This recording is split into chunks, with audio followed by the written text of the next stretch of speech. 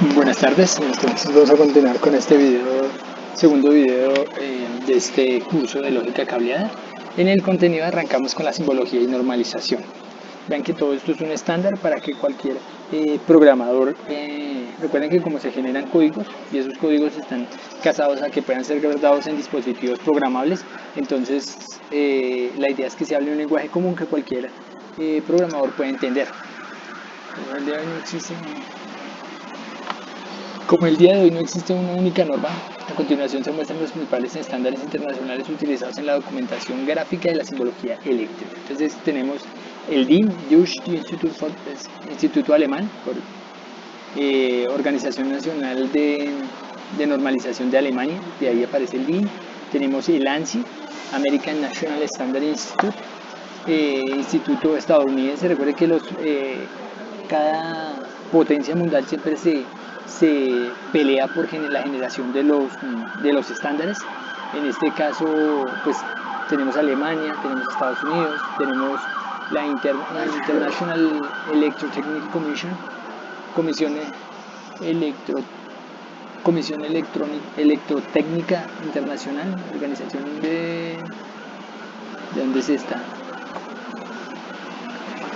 Bueno, esta es una organización mundial que también tiene varias potencias adentro. Tenemos el CELENEC, Comité Europeo, la ICE, que bajo la norma ICE, que es una norma internacional con la que se hace toda esta estandarización de cómo debería yo escribir mi simbología para que pueda ser entendida y también lo van a notar como parte de los esquemas de simulación. Los simuladores van a tener este mismo. Entonces, ventajas: un empleo universal, ahorro de tiempo y dinero en el mantenimiento y reparación de instalaciones de equipos eléctricos a través de la interpretación de los componentes. Como ya sabemos qué es lo que tenemos que hacer, vamos directo.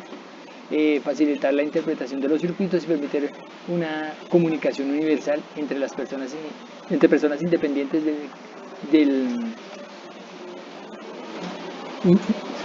permitir una comunicación universal entre las personas independientemente del idioma del país.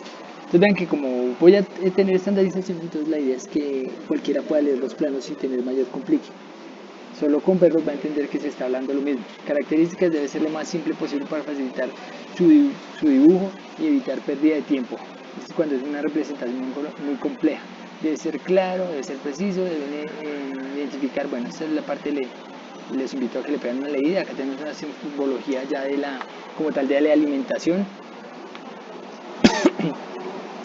Entonces las líneas de corriente continua, por eso cuando hacemos esquemas de PLCs ponemos dos líneas, porque por lo general trabajan a 24 voltios de corriente directa, corriente alterna, equipos que son ACDC, ACDC,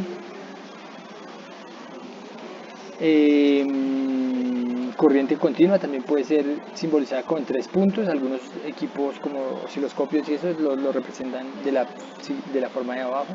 Corriente mixta, corriente alterna de frecuencias medias, frecuencias bajas, conversión de corriente continua a continua. Digamos, esto es para reducir voltaje cuando hace continua a continua, pero porque uno pensaría qué sentido tiene convertir de continua a continua. Es por la escala.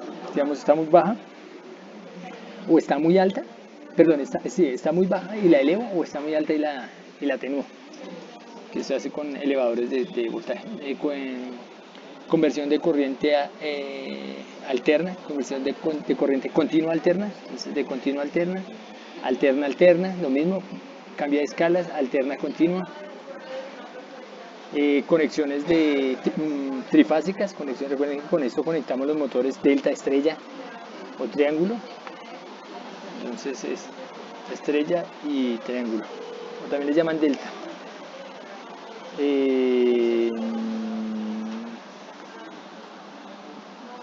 Bueno, aquí transformación, símbolos, pila acumulador, fuente de corriente ideal, fuente de tensión ideal, generador no rotativo.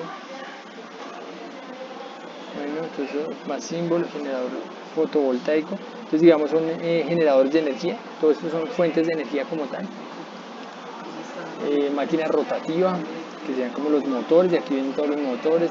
Motor lineal, motor de corriente continua, motor de paso a paso, se utilizan mucho las impresoras y esos son los motores que tienen ángulos muy precisos. Algunos esquemas industriales se utilizan para tener un control de la posición. Lo que pasa es que no tienen mucha potencia, entonces tiene que ser solo para cosas, digamos, como la impresión láser, para el corte láser.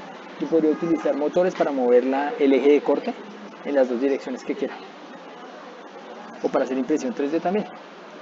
Generador manual, motor serie, bueno, digamos esta parte, cuando se utilizan se necesitan motores trifásicos, monofásicos, motor sincrónico. Cuando van máquinas se entienden a qué hace todo esto. Transformador de dos arrollamientos, entonces un transformador como tal, transformadores de, digamos, un transformador con tap central. Tengo, por lo general, este tap está en corto y tengo salidas a este lado y a este lado, el corriente entra por punto. Tengo diferentes niveles de tensión a cada uno respecto a la tierra. El autotransformador unifilar, bueno, aquí hay mucha parte electrónica que tenemos, rectificadores, convertidor de corriente continua de SDC, también son simbologías, ahí está la simbología dependiendo de cada estándar. Es bueno conocer una gran cantidad de estos, pero pues tampoco es ideal, tampoco va a ser totalmente necesario que se las aprendan todas. Fasímetro, entonces para mirar fases, mirar corrientes, mirar voltajes.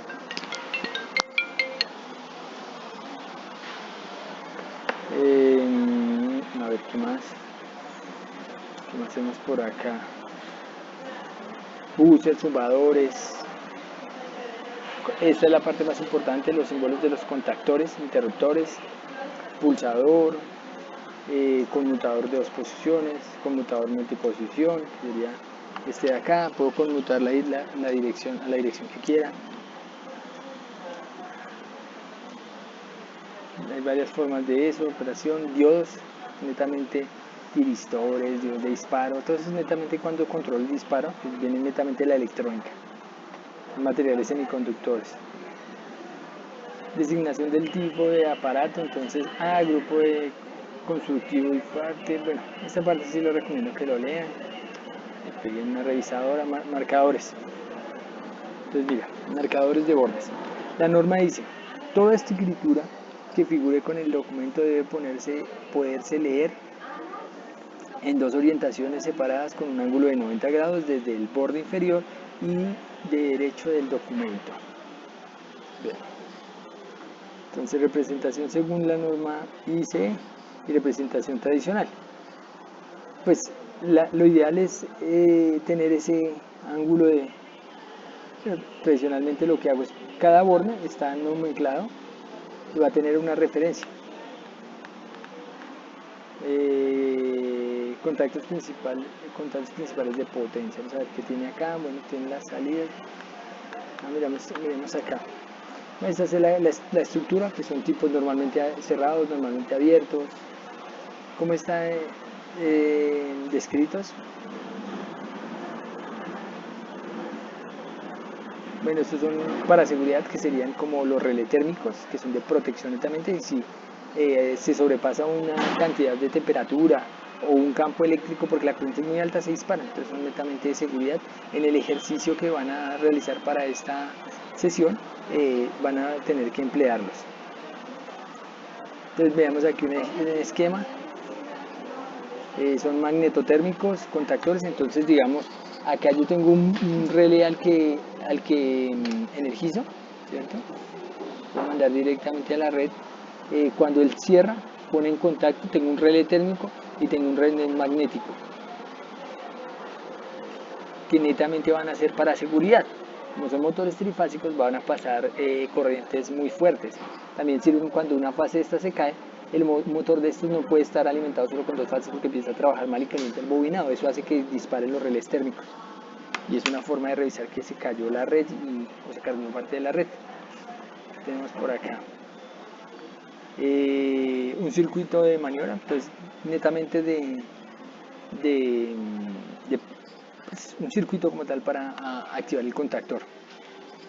Tengo una parte de seguridad, otra parte de seguridad, y este como tal va a ser mi interruptor. Yo lo puedo prender, apagar manualmente, y estos tienen operación dada por la seguridad. Si se sobrepasan los niveles, entonces se dispara. Después cambiamos de color. Acá dibujar, color rojo, listo. Acá que tenemos un motor, el cual tiene una bobina. Vean que la bobina está alimentada por esta línea de tensión que está tomada de la fase 1. Fase 1, pues las 3 fases y la tierra. Tenemos el contactor como tal, que alimenta. Si estos dos están activos, por lo general son contactos, digamos en este caso, están normalmente abiertos, pero cuando arranca el motor se conectan. Este está normalmente abierto, solo cuando hay seguridad se dispara, entonces está siempre en corto. Eso hace, cuando yo cierre esto, alimento la bobina dispara los contactores y pone en funcionamiento el relé como tal, y entonces de ahí se energiza como tal, de una forma muy sencilla el motor. Pero entonces los otros, como les digo, son netamente de funcionamiento del circuito. Cerramos los magnetotérmicos.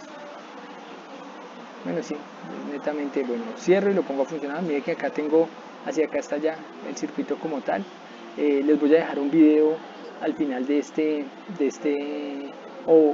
parte de este video va a ser un ejercicio que está realizado en Cadesimo empleando un PLC. Se van a dar cuenta que lo único que se hace es que toda esta escritura va conectada al PLC. Es un ejercicio supremamente muy sencillo porque los PLC entienden todo el diagrama ladder, entonces es solo para simular el funcionamiento. Entonces vean que aquí tenemos un fusible, tenemos un disparador térmico, tenemos el KM, que va a ser la bobina pues, de estos relevos que se van a disparar. Tenemos toda la seguridad y el switch con el que voy a operar. El switch con el que voy a operar S12 es a ver, miramos S1 a qué hace referencia. S1. A ver dónde está ese switch. Pero acá están todos los que hacen por seguridad. Entonces, si se dispara si se dispara los térmicos. Acá tengo un enclavamiento, porque si yo lo presiono, el switch 2 es el con el que opero, el S1 no sé qué seguridad es, está casado a que, porque acá tengo el enclavamiento. Cuando cierro cierro el circuito y como energizo esto basado en KM, entonces queda acá en corto, y sin importar que suelte siempre va a quedar enclavado. Entonces le llaman un circuito de arranque con enclavamiento. Por acá queda la línea de enclavamiento, queda hasta que alguno de los relés, alguno de las protecciones se dispare, pues el magnético o el térmico sigue funcionando. O también que puede ser un switch de seguridad, un parado de seguridad, que no lo veo relacionado a nada, y yo creería que es un circuito de seguridad. Bueno, entonces el ejemplo 2, arranque directo de un motor trifásico asincrónico de rotor con cortocircuito o jaula de ardilla desde un pulsador y paro desde otro pulsador. Listo. Entonces miramos cómo lo arrancan. Guardamotor. ¿Dónde está el pulsador? Listo. Así, entonces tengo dos pulsadores, un pulsador de arranque, un pulsador de paro y todas las seguridades y un enclavamiento para que se mantenga ahí. Vean que no es nada complejo el tema. Lo mismo, se parece mucho a los que estaban en el ejercicio 1, perdón, el ejercicio 2. ¿Qué más tenemos acá? Tenemos doble seguridad, creo que esto es doble seguridad. Es un inversor de giro. Entonces lo que hago, cuando un motor trifásico quiero que cambie la polaridad, lo que hago es que invierto una fase. Invierto a la línea que le estaba poniendo, digamos, vean acá. En un momento estoy poniendo la fase 1, ¿cierto? Y en otro momento la fase 1 se la paso a esta línea. Y la 2 la dejo igual. Vean que la 3, la 3 la cambio. Esta va con esta, va igual.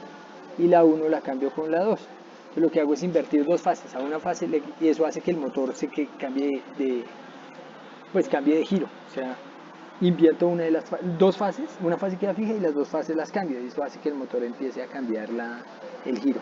Entonces en el U y el B, el U y el W, y eso hace que el motor cambie de giro. Entonces, ¿qué estoy haciendo? Accionar el pulsador del esquema. Entonces miremos cuál va a ser el accionador de cambio de giro. Acá está,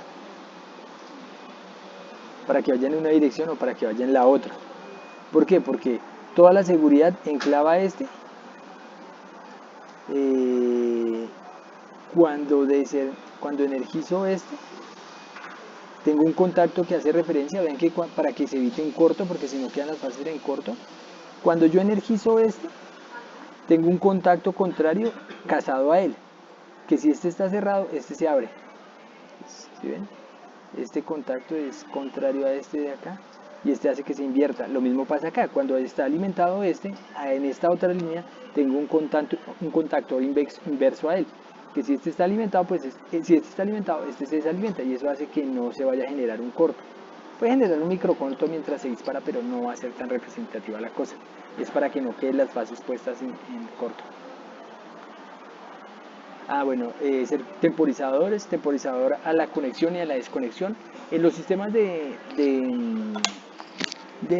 control industrial, pues tenemos como tal temporizadores, porque necesitamos que se disparen en secuencia después de que se ejecute una tarea que está casada por el tiempo, no solo por los primeros que estábamos viendo eran desplazamientos, hasta que se termine el desplazamiento, arranca la tarea, pero en este caso no. Entonces tenemos contactores temporizadores a la acción, o sea, al activo, están normalmente abiertos, pero cuando se cumple se cierran. Por eso normalmente OPEs y también los tenemos normalmente cerrados y que se abren. Y temporizadores al off, entonces están a que se apaguen, están siempre funcionales y se apagan después de que se cumple el tiempo. Miramos un ejemplo por acá, voy a ver. Entonces, ejemplo, arranque en estrella de un motor trifásico asincrónico. Entonces, bueno, miramos, no, pues es delta estrella, están los cálculos de las líneas de corriente. Este punto es importante, no lo pierdan de vista porque va a ser parte de las preguntas que engloban la tarea o la actividad 3.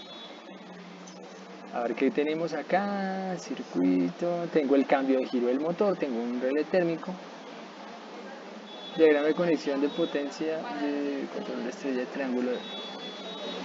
Bueno, son motores de delta estrella y la conexión.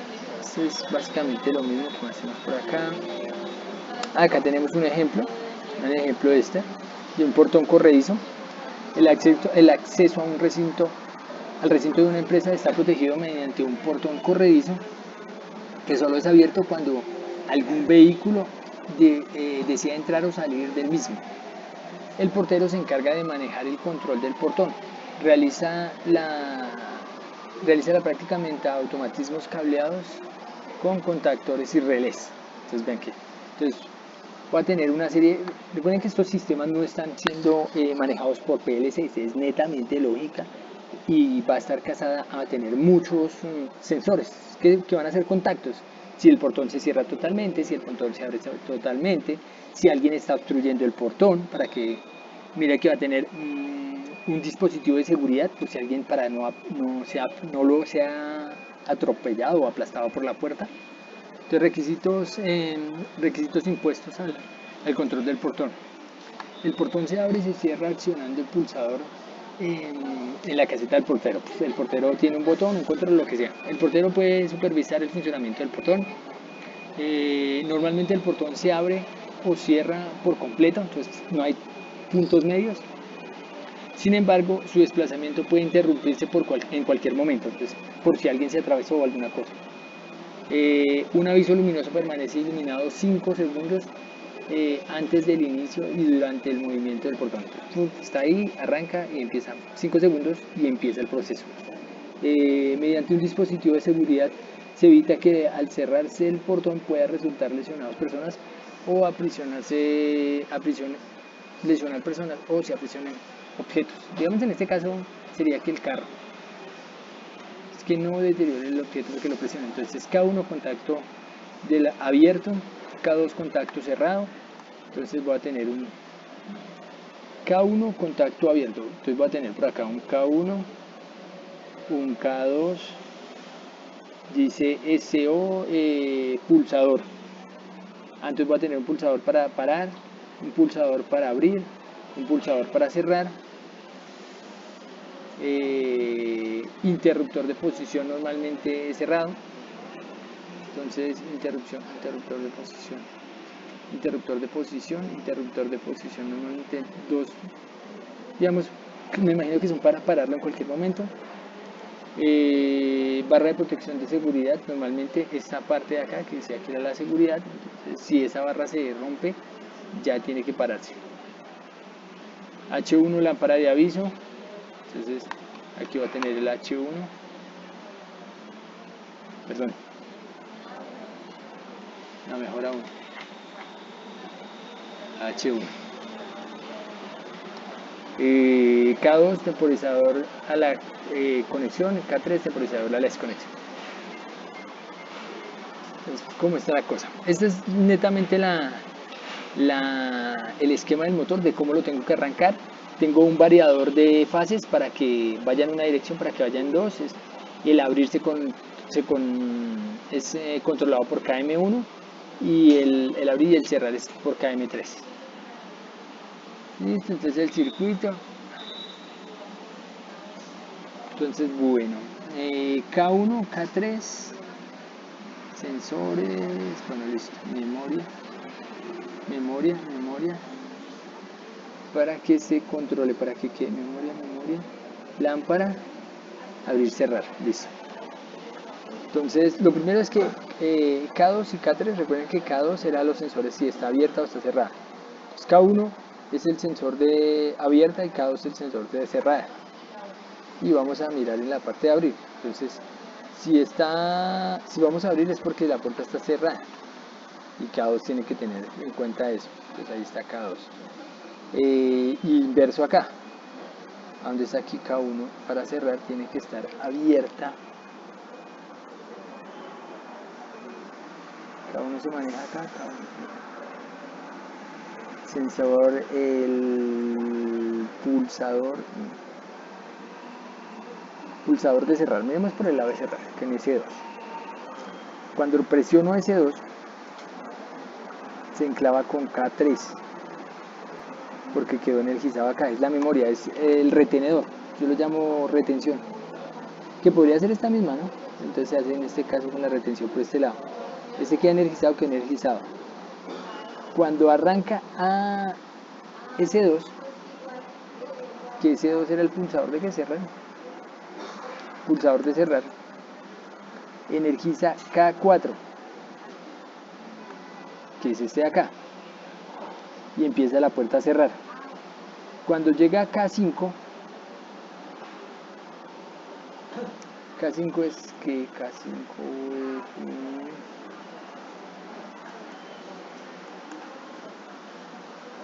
es K5. Un error. Debería depender también de que se cumpla de que la puerta se cierre. Cuando la puerta ya esté totalmente cerrada, pues entonces se abra, controlado por K1. Perdón, por K estamos cerrando. La puerta tiene que estar, K1 tiene que estar activo. Cuando K2 se active, pues entonces cierra. Ven que es toda una lógica de cómo tiene que ir. Acá hay otro ejemplo, ya con cilindros. Recuerden que estas válvulas tienen la característica que entra una línea por acá y hace repliegue por acá. Cuando muevo la cámara, pues entonces el sistema queda alimentado por aquí. Perdón, queda alimentado por acá. Entonces saca el cilindro y se vacía por acá. Ya se le llaman cilindros de doble efecto. Bueno, acá está el control de eso, realizar la actividad. Acá hay una característica de los motores de jaula de ardilla, motores monofásicos, los sistemas de amplificación de potencia, máquinas sincrónicas, netamente de los motores, todo lo que sea bobinado se entiende como máquinas, porque están dadas a hacer un trabajo. ¿Qué más tenemos por acá? instrumentos de medición, que es importante porque muchas cosas, digamos, aquí vamos a mirar los amperímetros. En estas es importante, la corriente se mide por la línea. ¿Cómo se mide la corriente? Pues entonces yo pongo un pin del amperímetro y otro pin abriendo el circuito como tal, para que la corriente fluya a través del aparato de medición y desplace la aguja. Ahora se hacen netamente digitales, pero antes era netamente con campo magnético desplazando la aguja. Lo mismo, las mediciones de voltaje son contrarias, porque el voltaje sí se mide con los bornes conectados. Entonces digamos que este es el más o menos de la batería y está alimentando, no sé, un motor DC. Si yo quiero mirar el voltaje que cae ahí, pongo un borne acá y el otro borne acá. Lo mismo, el voltaje genera un desplazamiento magnético que se puede inferir ese voltaje. Una batería siempre debe medirse con carga, porque si desconecto acá, ella va a subir al voltaje nominal. Digamos, si es una batería de 12 voltios, lo ideal es que se mantenga en 12 voltios más o menos un porcentaje. Y si la mido así, parecería que está bien la batería, pero lo mejor es con carga, y ahí sí está dañada, pues tiende a bajarse mucho el voltaje. Cuando están muy bajas, entonces no. Los medidores de frecuencia, medidores de factor de potencia. El factor de potencia nos infiere mucho para mirar cómo está la potencia cómo se está transmitiendo o se está consumiendo la potencia real, porque los motores generan potencias reactivas o capacitivas, pues realmente son reactivas, las cuales hay que compensar con condensadores para que eso no genere calentamiento sobre las líneas y la empresa que está consumiendo eso sea multada. Entonces, factor de potencia, corrección de factores, medidores para hacer corrección de potencia. Esto es esquema de un transformador de potencia, con los que vemos los postes, un multímetro. Son dispositivos que están diseñados para medir todo eso. ¿Esto qué es? Medidores de energía, pues, pero acá pues no sé, me imagino que medirán las fases, los voltajes en fases y eso, y la potencia que puede consumir. Realizar la actividad 3, y eso es como todo el material que tenemos. Los invito a que revisen los ejercicios, los ejemplos más a detalle, y vayan diseñando los suyos, arrancando sin tanta protección y poniéndole las protecciones recomendadas. En el ejemplo que consigue a continuación se va a hacer eso, pero se va a simular con el programa Cadecimal. Bueno, muchas gracias.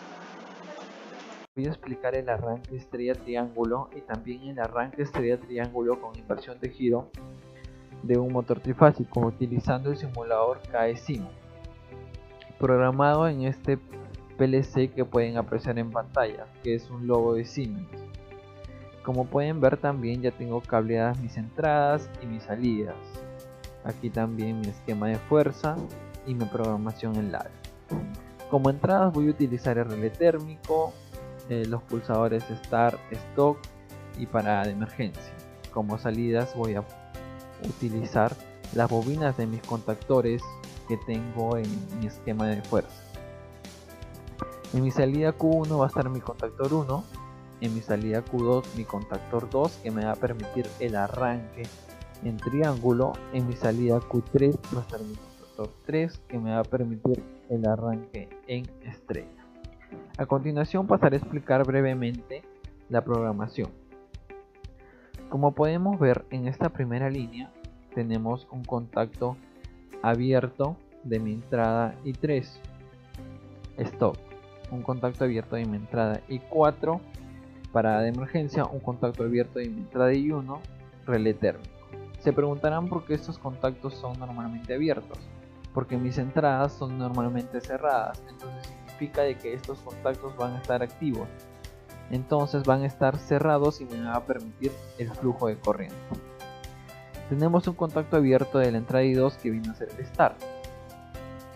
Cuando yo pulse el Start, me va a permitir el flujo de corriente, se me va a activar esta bobina de mi salida Q1, enclavándose por medio de este contacto.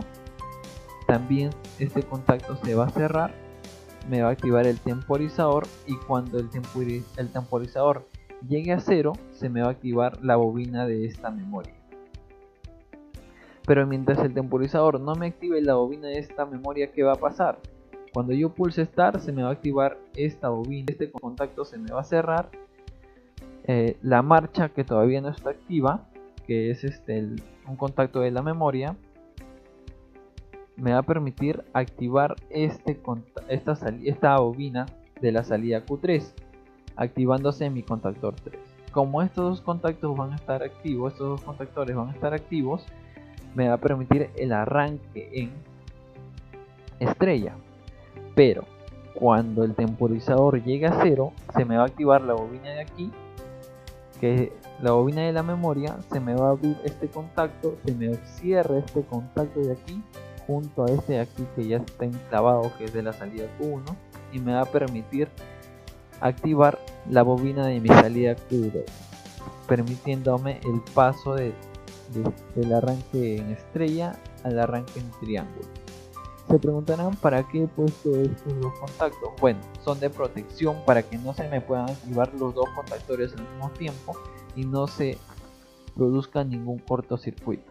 A continuación pasaré a mostrar el funcionamiento de la programación. Bueno, damos correr el programa, pulsamos Start, vemos que se enclavaron estos dos contactores, el ITM también lo cerramos, vemos que se enclavan estos dos contactores. Después de 5 segundos hace el cambio enclavándose este contactor para el arranque en triángulo. Damos Stop, el sistema se desenergiza. Ahora damos Start, el arranque en estrella, podemos poner la parada de emergencia, vemos que funciona perfectamente, se desenergiza el sistema. También podemos el stop cuando está el arranque en estrella, y ahora vamos a ver cuando está en el arranque en triángulo.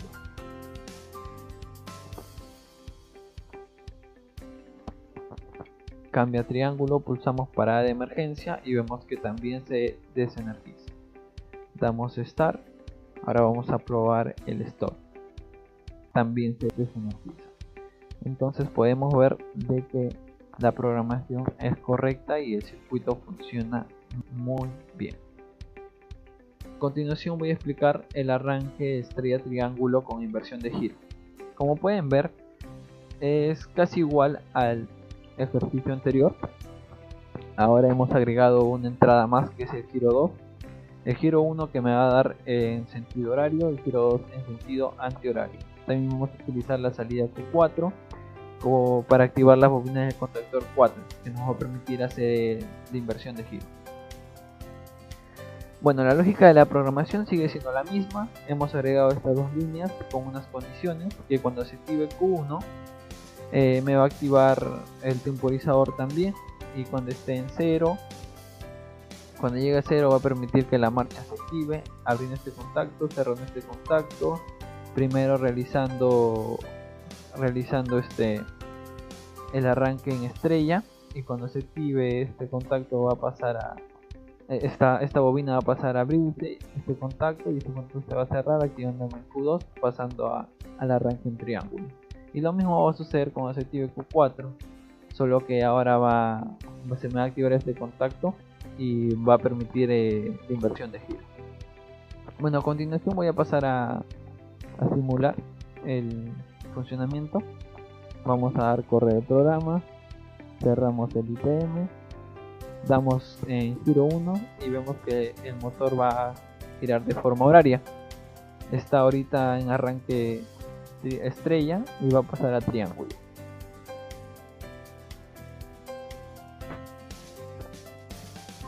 Cuando el temporizador llega a 0, va a pasar a triángulo, y ahí vemos que pasa al arranque triángulo en sentido horario.